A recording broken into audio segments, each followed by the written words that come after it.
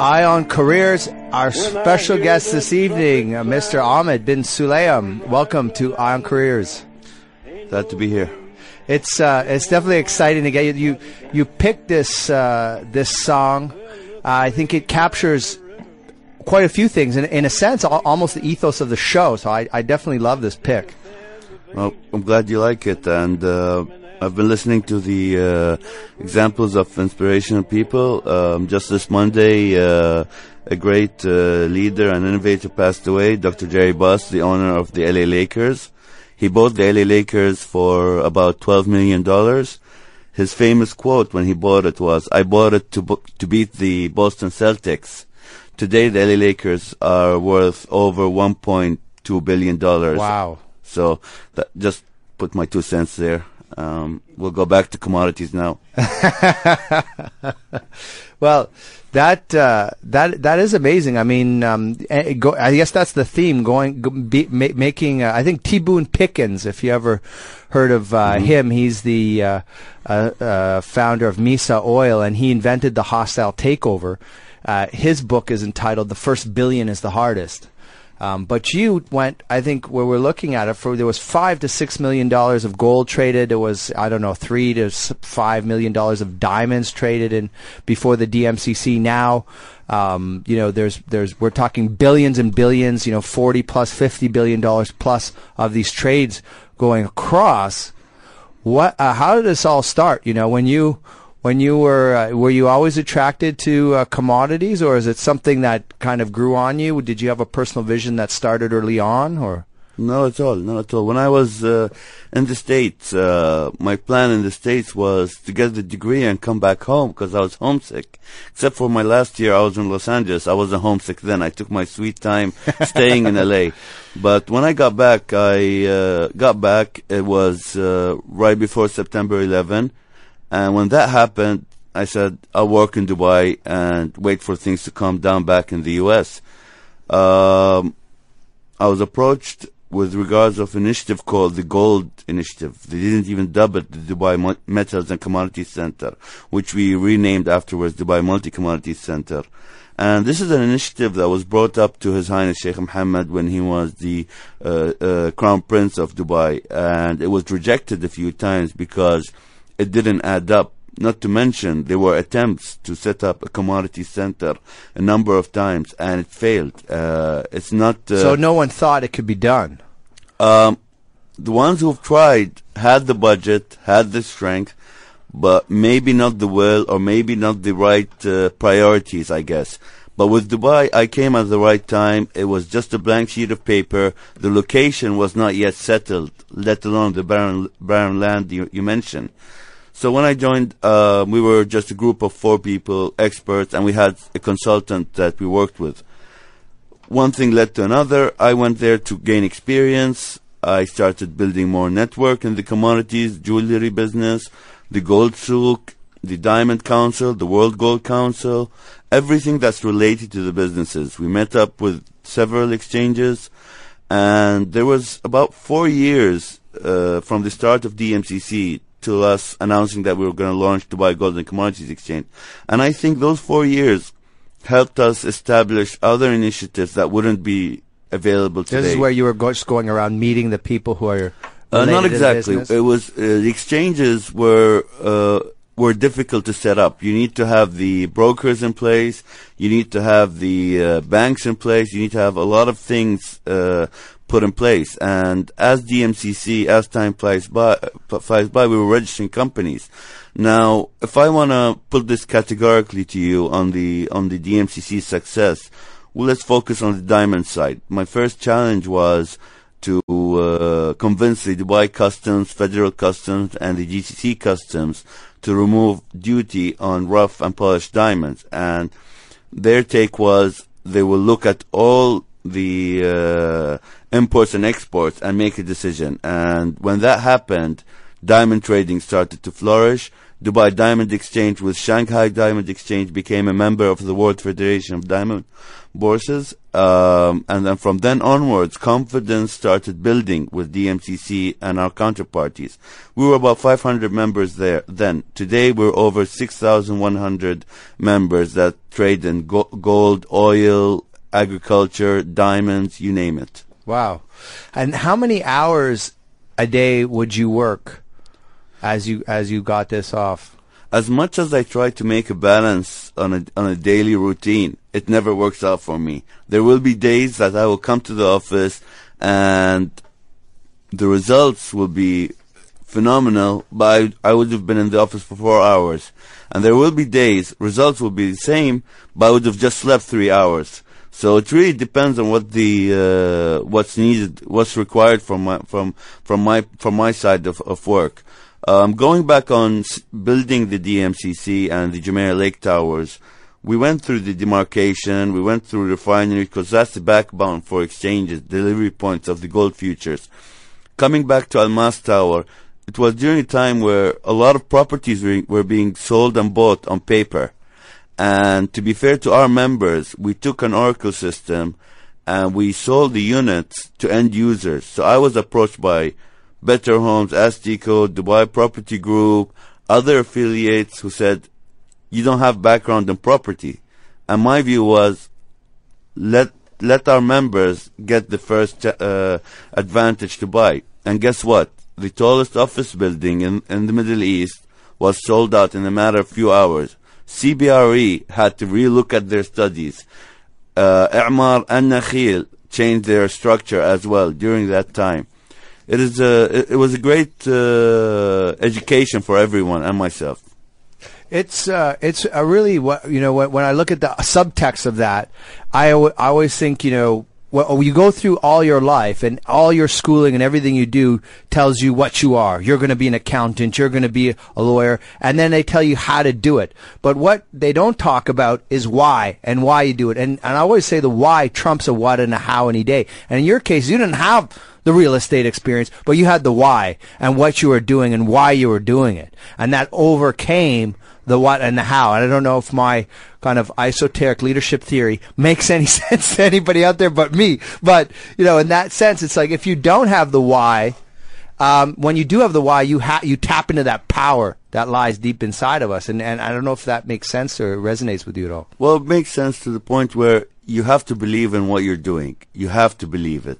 You have to believe that you're adding value to the initiative. You have to believe that it needs to be tangible above all. So we in the early stages, because the business was a bit at the startup, it was small. Nothing starts off. You go to the gym. You don't go to the gym all muscled up.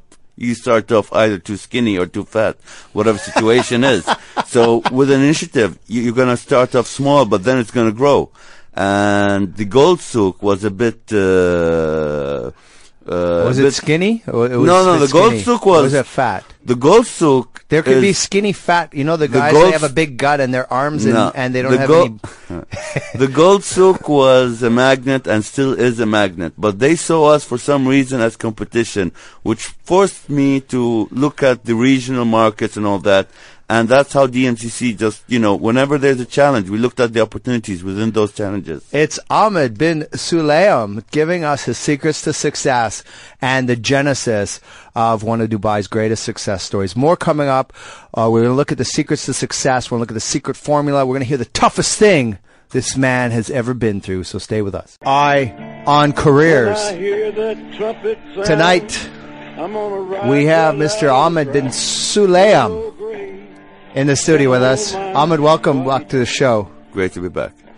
This is a great song. I'm getting addicted to it, and it's just never give up. I think when we were talking before, you said refuse to lose. I like that quote as well. I used it in my opening actually. But I think you were just touching on something that's so important.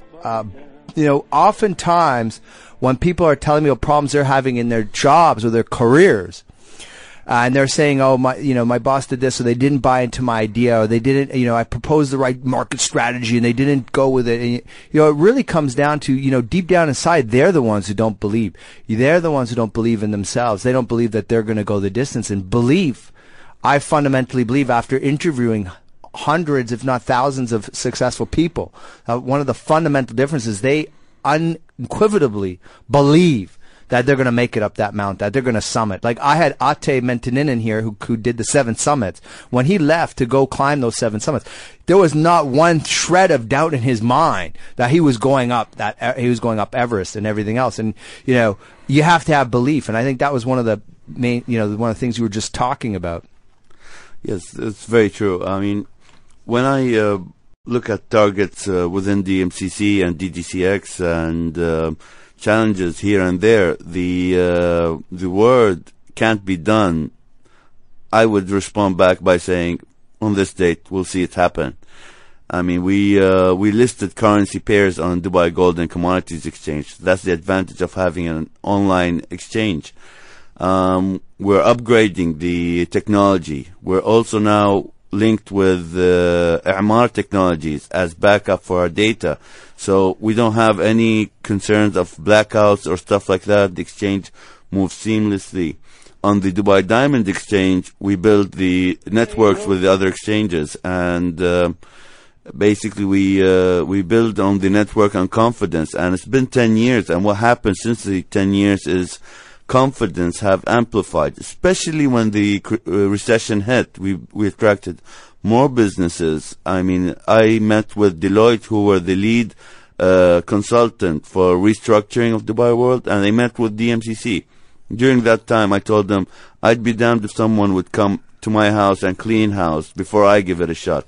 And what came after that was recruiting Malcolm Walmart from Dubai Gold and Commodities Exchange, and bringing in also Gautam Sashetel. Anna Marie played a big role, and the rest of the team that are still in DMCC for the past 7 or 8 years, they still believe in DMCC, and it's been progressing very well. There has been pressure about a year and a half ago to allow LLCs into JLT. I refused to do that, and what followed suit was 2,033 companies in 2012. 90% of those are new to the United Arab Emirates, and that speaks volumes. Wow, it's unbelievable. So they didn't believe, and pretty soon it was off to the races for the DMCC. I was pretty exciting, though. How do you get people to come on, though? And you're just like, here's a sandlot. We're going to make it into, one of the greatest success stories, and we're going to be trading gold and diamond. I mean, it's not like we're going to make a car dealership or we're going to make an aluminum smelter. No, we're going to be trading diamonds, gold, and everything else here in this barren piece of desert. The full package is there. The full package. There's vaulting, robotic vault for diamonds. There's a big vault for gold and other valuables. There's jewelry manufacturing buildings. The full package is in Jumeirah Lakes Towers. I have to give credit also to the investors who invested in Jumeirah Lake Towers. There are some really high-profile people that built the towers as well, and worked with us and making sure that their buildings are built in a timely manner. And we got the lakes filled. One of the lakes, due to popular demand from the JLT community, is being now transferred into, changed into a park. And that adds more of a holistic and more of a full package to the JLT community. So I know you liked the movie Moneyball. You mentioned yes. you did like that, and I thought it's really fascinating. At the end, he doesn't take the money. For those people who don't know, Moneyball, it's about a baseball coach who basically figures out a new way using statistical probability of setting up a baseball team, and basically breaks the paradigm of thought, and is offered like a $15 million contract from the New York Yankees, I believe, to be the coach, and he's coaching some small-time team, and he refuses. And I think, again, that goes back to his sense of purpose and why he's doing it. He wasn't trying to make a $15 million contract. He was trying to make a contribution to the game of baseball itself. Well, I can relate to that in a number of ways. His job in his probably baseball team is not yet done. He wants the championship. He wants to get to the target. During my duration DMCC, I got approached to be a board of this business or that business here and there, and I always saw it as distractions. Sometimes I see some people as distractions, and I just focus on DMCC. I focus on the management. I make sure the employees are happy and on board on where things are at. Business as usual. That's what I keep telling them. Business as usual. Keep focusing. And, we just launched recently the Jumeirah Lake Tower, the JLT Center, Service Center. That's just an extra thing that provides for the community. And there's more to come in JLT. I can relate to that in the sense of, the job is not yet done. So, maybe at a later stage in his career, he might have taken that deal, but I don't think that's the target.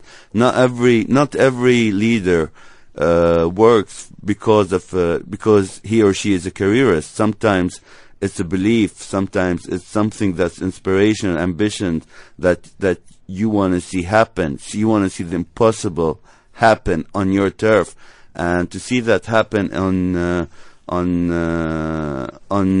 Dubai's turf is, for me, I can't put any amount to that. And there's a saying that His Highness is quoted in saying, there are two. I'll mention two of them. We're a business that manufactures businesses, and there's another one in the race to excellence. There is no finish line. And in DMCC, we always. This is today. People might say, Ahmed, you've done your thing 5 years ago, 3 years ago. You've restructured DMCC. It's healthy right now, but in my view, it's the foundation to bring in more, because we're a network of 6,100 members.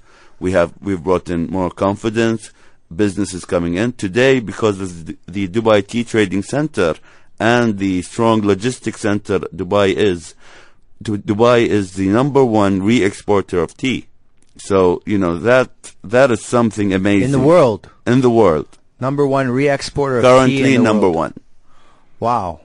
I know that some of the companies that I work with, to hedge their rupee risk, they actually buy the tea. So the treasurers of the company, which I thought was because I'm not a treasurer, but for anyone who's a treasurer, it's like, of course we do that. But for regular people, it's like you are actually using the tea almost as a currency in itself. Well, it's that liquid. Everyone has their own way of hedging and mitigating their business, but we're trying to convince the diamanteers to utilize the tea contracts on, the Indian rupee future contracts on Dubai Gold and Commodities Exchange to hedge their business as well. And I think that's doable. I mean, with DMCC's network and DGCX and all that, it's all coming together with the trade flow receipts and other projects coming in.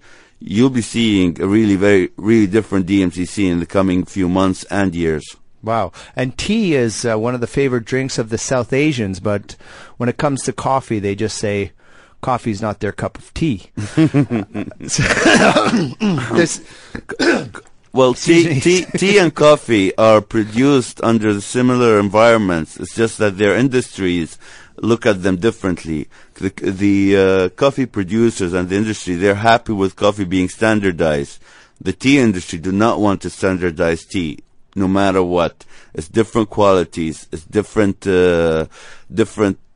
regions. They do not want to standardize tea. That's why you don't see a tea future. You see a coffee future contract, but you will not see a tea future.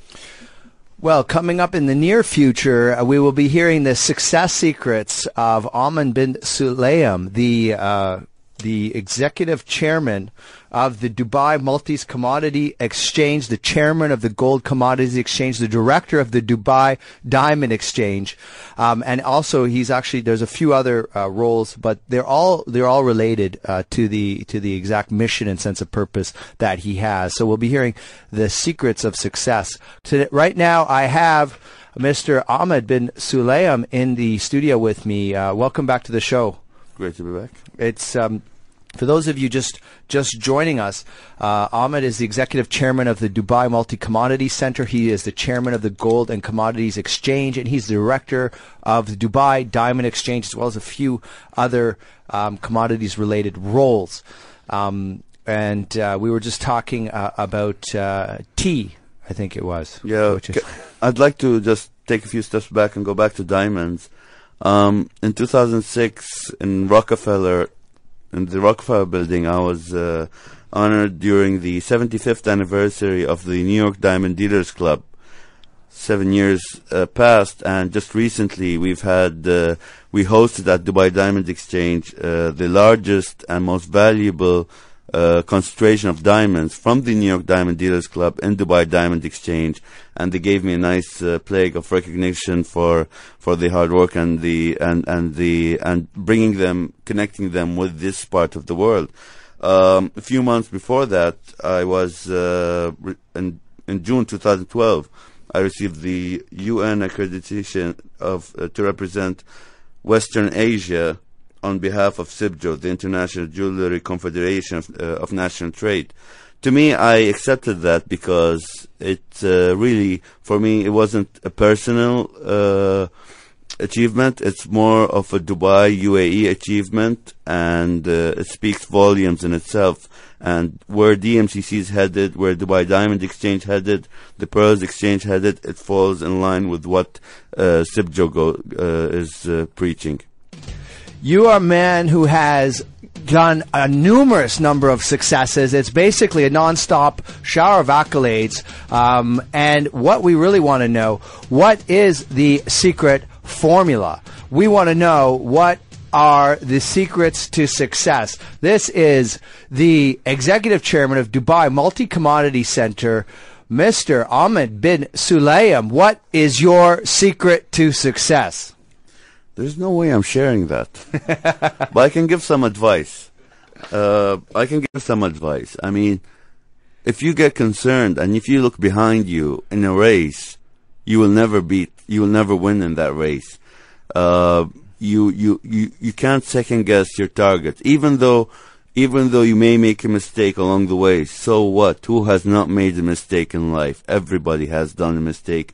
As long as you learn from it and move on, that would be my advice. And from my side, there's a very serious part on the job, and at the same time, there's a big contrast where I don't take it as serious, where I get distracted and be afraid to take the next move, or when the recession hit and all that, the choices and steps that needed to be taken were minimal. I was explaining a few years ago that before the recession, there were challenges as well. We couldn't get contractors. They were too busy with other projects.